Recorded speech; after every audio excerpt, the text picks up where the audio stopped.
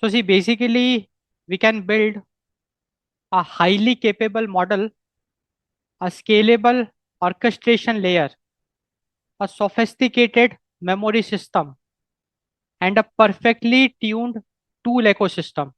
So the idea is that we can put best efforts to build a highly capable model, a scalable orchestration layer, a sophisticated memory system, and a perfectly tuned tool ecosystem.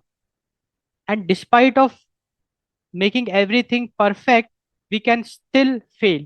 And this is something very surprising. Like, how is it possible that if we build a highly capable model, despite of building a highly capable model, a scalable orchestration layer, sophisticated memory system, and perfectly tuned ecosystem, despite of that, we can still fail.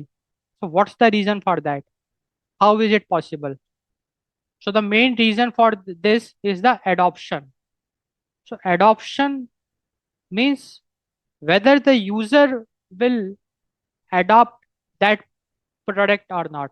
So adoption, it does not depends on the backend intelligence.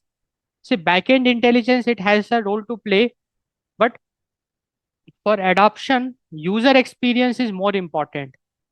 So adoption is determined by user experience.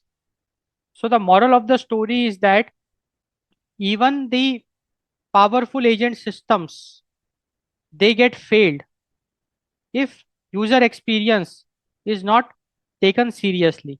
So even powerful agent systems succeed or fail based on how users interact with them.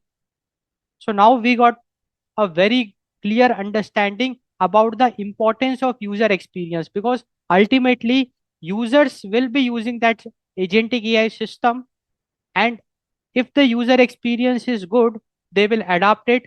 Otherwise, despite it being using a very capable model, a scalable orchestration layer, a sophisticated memory system, a perfectly tuned ecosystem, the agentic AI system may fail if we don't focus on user experience. So user experience is equally important.